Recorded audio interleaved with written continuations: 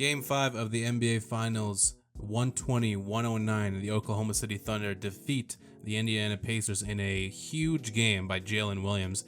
40 points, 6 rebounds, 4 assists on 14 of 25 shooting, as well as a Shea game of 31 and 10, and then much more regular three-point shooting from these Thunder players with 14 threes made, only 11 turnovers. This was very much an Oklahoma City type of game. The defense was on point from the beginning of the game. Indiana really was struggling.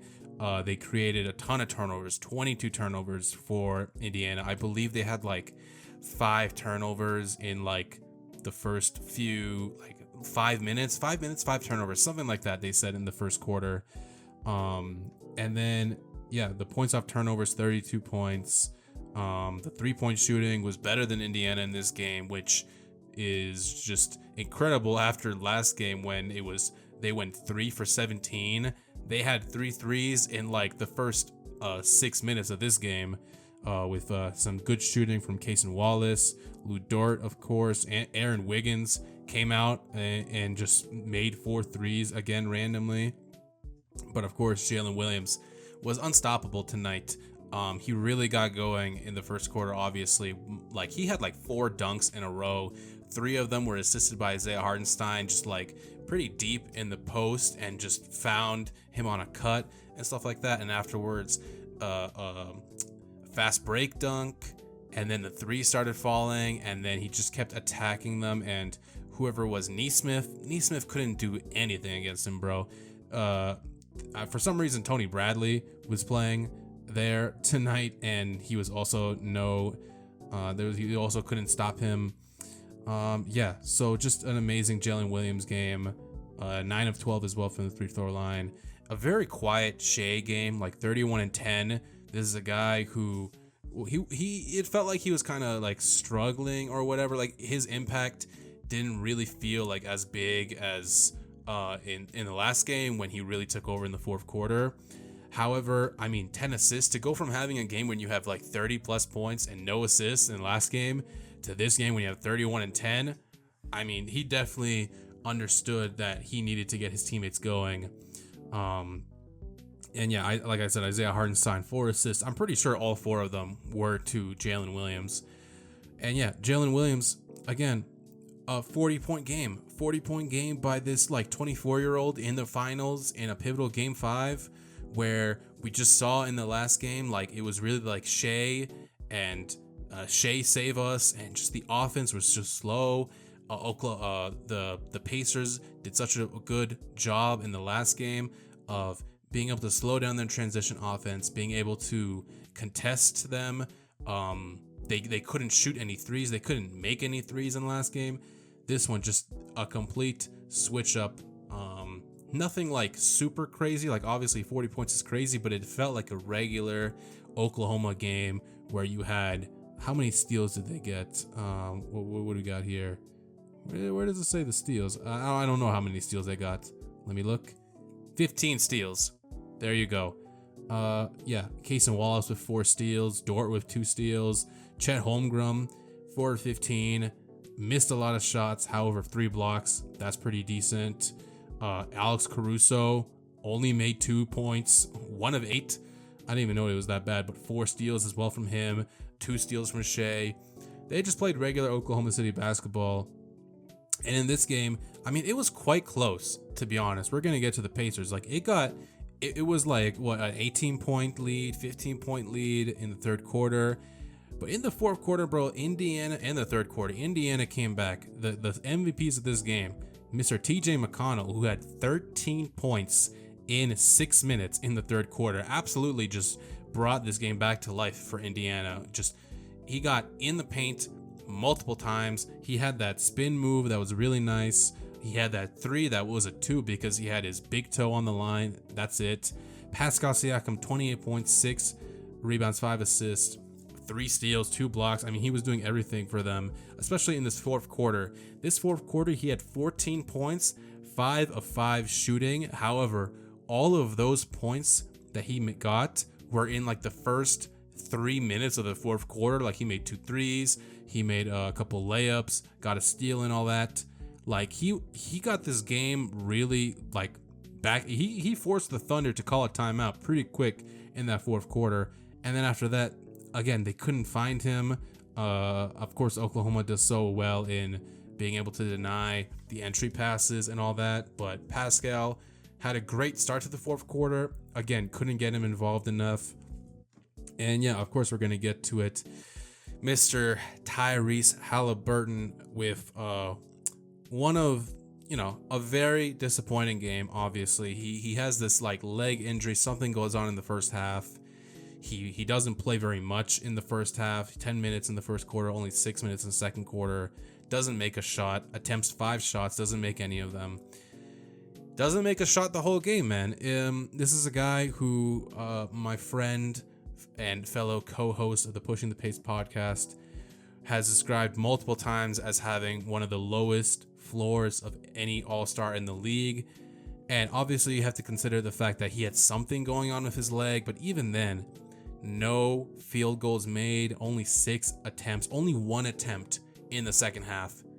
It's just unacceptable. I think that Rick Carlisle really should have pulled him. Like, I know they were saying on the broadcast, like they want to have Nembhard out there for, they don't want to have Halliburton and TJ McConnell out there for defensive purposes because of Nembhard. Bro, Nembhard didn't do anything in this game in the second quarter. I mean, in the second half, he didn't score anything. 3 turnovers. Had a really rough game himself. 7 points, 3 of 8. Like he was doing an okay job guarding Shea, but yeah, I think that they really should have just put TJ in the game, bro. Put TJ in the game. Take out Halliburton. Go Pascal, TJ, Turner, Nesmith, Obi Toppin. Just go those guys. Like, I think that Rick Carlisle, man, his last name is hard for me, really had a mistake. He was trusting his guy. He was keeping his guy. I understand that. But at a certain point, this game got down to about, 3 points, about 2 points. It was at one point they were able to get it to just a 2-point deficit, the Pacers. And then all of a sudden, Jalen Williams 3, the Oklahoma gets a Shea steal, gets a layup on the other side, and then we're back to 7-point game. And then all of a sudden, we're up by 10, we're up by 13, and that's basically the game. So yeah, man. Obviously, this game, the 2 MVPs and the MVP and the least valuable player in this game, Mr. Jalen Williams, 40 points. And yeah, man, Halliburton, 34 minutes, 0 made points, 0 made shots, 0 everything. Just a very unfortunate game for the Pacers, where they really got close to it. I really think that Halliburton should have sat in this game. And if you're the Pacers, man, you just got to be kicking yourself after the last game. I didn't make a video on the last game because I missed the first half and I wasn't like completely locked in. However, it definitely felt like the game for the championship in game 4. In a game when you can go up 3-1 as the Indiana Pacers at home, you have a 10-point lead in the third quarter, all this stuff, and just the Oklahoma City defense just absolutely walls you. You couldn't do anything. You couldn't get anything in the paint. You couldn't even like make it.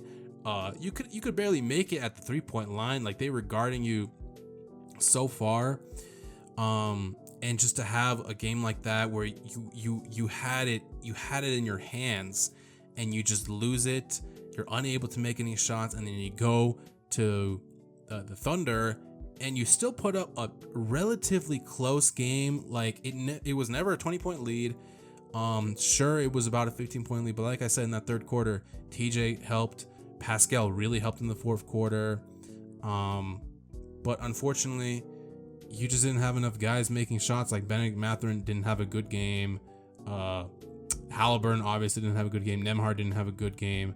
Toppin as well he was just letting it fly from 3 after he got his first one, but he had some good buckets as well in the third quarter beside TJ. And yeah, it's really quite unfortunate because if you're the Pacers, you could have won the championship tonight if you won in game 4, and if this exact game played out and Halliburton gave you at least 10 points, at least made 3-4 buckets, I don't know. We might be crowning a champion tonight because of that. But unfortunately, that's not how the game goes. The game goes, Oklahoma were able to just destroy any offense, any ball movement, any touching the paint, anything at all in the last 5 minutes of that fourth quarter in game 4. And then as well in this game, in which, again, Halliburton couldn't make it into the rim, couldn't make it to the paint at all. And just Jalen Williams, 40 points, just unstoppable, really. Like, 40 points in 35 minutes as a 24-year-old in Game 5 of the finals, your first finals ever. I don't know what else you can say. It's just a super, super impressive game from him. And, I mean, I think this still can go 7. Like, these two games are games where, like, obviously Oklahoma won, but it's like, man, if just a few guys played a little better, or just they were able to not get so frazzled by the defense, it could have gone the other way. So I can't exactly say that game 6, especially in Indiana, that place is a loud arena.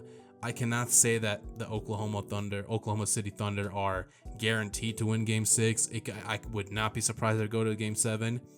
However, this is just like a gut punch. Really interested to see, obviously, how Halliburton jumps back from this. Obviously, like, you can't have another game when you don't make any field goals. Duh.